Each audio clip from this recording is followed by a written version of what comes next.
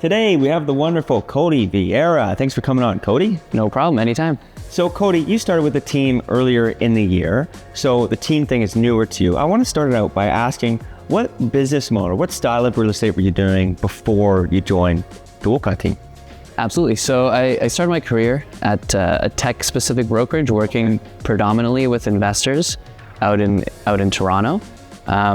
But this would be my first time joining a team that's full-fledged, offers everything, and it's been a great experience so far. Awesome. And so you're primarily working with investors and more like a tech-based brokerage. What are you looking forward to? Like, what change are you looking to enjoying the team? Like, is it residential sales that you're after, or what are you hoping? Exactly. I feel like when I was working predominantly with investors, each transaction was very transactional. Okay. Whereas I find it more rewarding and more enjoyable to, make the connection, build a lasting relationship. And I feel like that's just more possible in the residential world. And what areas were you serving primarily when you were working with investors? Was it all over, or were you sort of focused? It was all over the GTA, from Ancaster all the way to Ajax. So now we're very focused, and it's more local to me as well. And how are you primarily, like, working with investors? You can find them all over the place. How are you primarily finding these clients that you were helping find homes?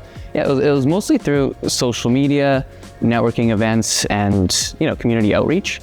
A lot of referrals from past clients as well. But those were the main facets of my lead generation. Okay, awesome. And what would you say you're looking forward to the most in coming to a team and doing this new style, more residential style of real estate? I guess building the longer lasting relationships, Okay. Less transactional for sure.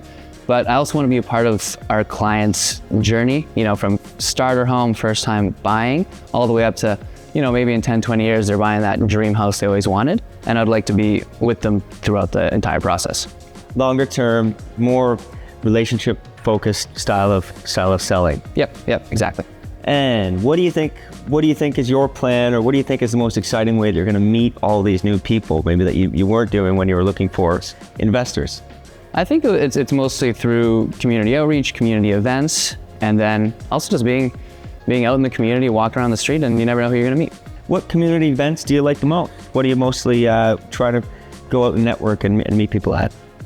Well, personally, I have a lot of hobbies, either sports games, sports teams, but also community events that support local charities. I've done in the past some food kitchen stuff, as well as in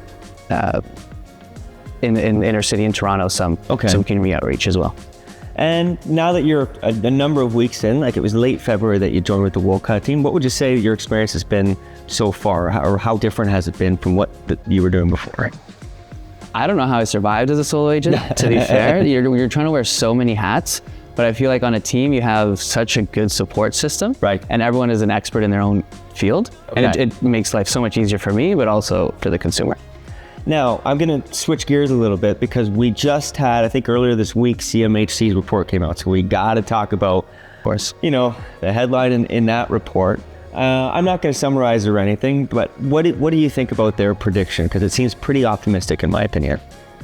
I don't know how I feel about predictions. I feel like they're wrong more times than they are right.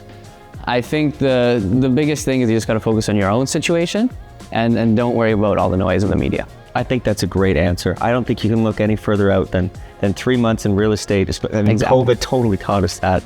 And yeah, well, you were telling me earlier, they predicted 40% drop in sales or price before COVID. Yeah, and it's obviously that didn't happen. Never happens. Yeah, exactly. Well, look, thank you very much for all the great answers and for coming on the show. Absolutely, it was awesome. Thank you.